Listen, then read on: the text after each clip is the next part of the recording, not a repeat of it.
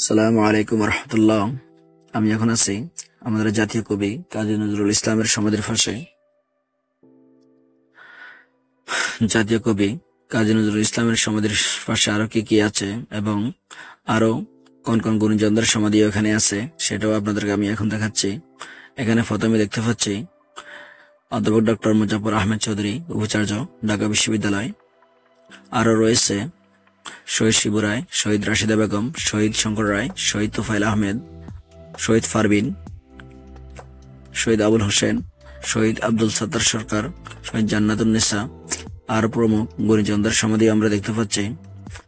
ওইদিকেও আরো কয়েকজন গুণীজনদের সমাধি আছে।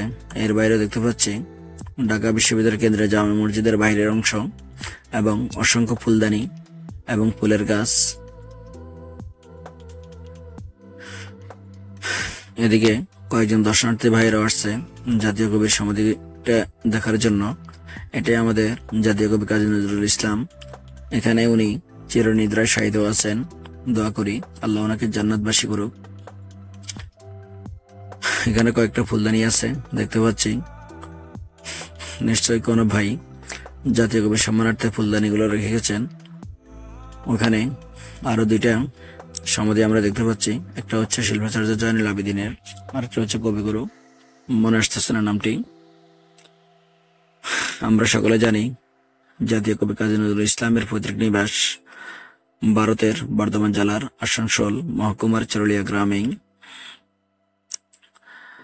যদিও ওনার জন্মস্থান ভারতে, কিন্তু উনি আমাদের বাংলাদেশকে নিয়েই, আমাদের এই অঞ্চলের মানুষদেরকে নিয়েই উনি অসংখ্য লেখালেখি করেছেন। ওনার গ্রন্থে, কাব্যের মধ্যে ব্রিটিশ বিরোধী আন্দোলন, স্বাধিকার আন্দোলন, এদেশের মানুষের দুঃখ দুর্দশা নিয়ে উনি অনেক লেখালেখি করেছিলেন। এর বাইরেও আমাদের ইসলামের ইতিহাসে উনি অসংখ্য এক নজির রেখে গেছেন। উনি 500-এরও অধিক ইসলামিক গান, গজল এবং কবিতা আবৃত্তি কবিতা লিখে গেছেন, যেটা রেকর্ড এখন পর্যন্ত কোনো লেখকই ভাঙতে পারেনি। কবি নজরুলের একটি কবিতার চরণ দুটি হলো বলবীর বল উন্নত মামসির, শিরেনে হামারি হে শিকর হিমাদ্রি। অবশ্যই কাজী নজরুল ইসলামের লেখনীগুলো পড়তে গেলেই মনে হচ্ছে যে একটা বিদ্রোহের একটা অন্যরকম এক শিহরণ জাগে। মনে হচ্ছে এখনই জুলুমবাজদের বিরুদ্ধে সংগ্রামে নেমে পড়ি।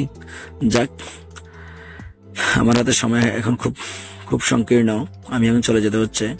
সবাই ভালো থাকবেন। তারপরেও যা পারছি আপনাদেরকে দেখালাম।